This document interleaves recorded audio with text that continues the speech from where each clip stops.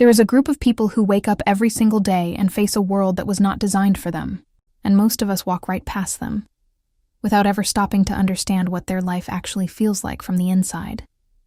When we talk about IQ, we tend to focus on the extremes of genius, but the other end of the spectrum, people with significantly below average cognitive ability, is rarely discussed with the depth and honesty it deserves. A very low IQ is not simply about struggling in school or finding certain tasks difficult. It shapes how a person processes the world, how they understand cause and effect, how they read social situations, how they manage time, money, and consequence. It is, in the most literal sense, a different way of experiencing reality. And yet society rarely asks the most important question. What does it feel like to be that person? Not from the outside looking in, but from the inside looking out. Imagine a man in his 30s.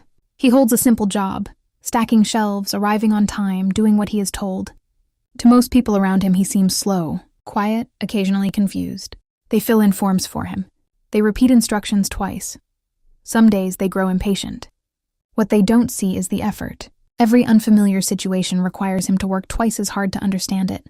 Social cues that most people read in a fraction of a second. Sarcasm, subtext, someone's shifting mood, pass through him like a signal he cannot quite tune into.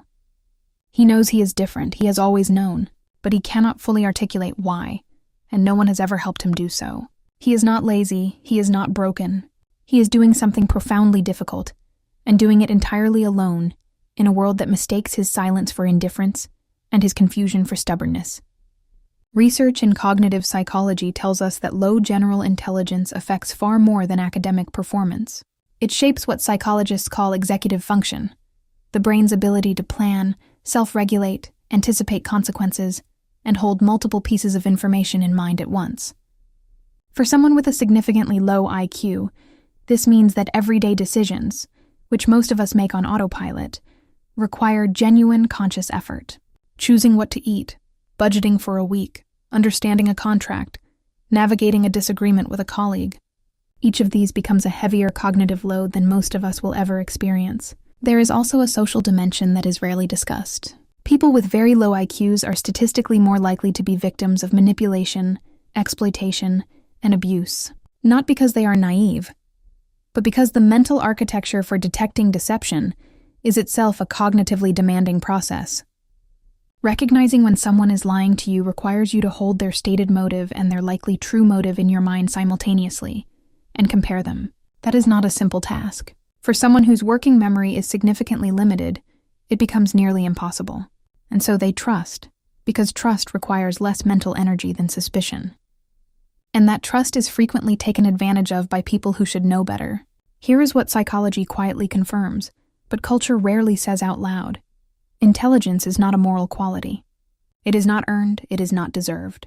It is, to a very significant degree, a matter of neurology, genetics, and circumstance, none of which any person chose. And yet we live in a world that rewards intelligence as though it were a virtue, and punishes its absence as though it were a failing.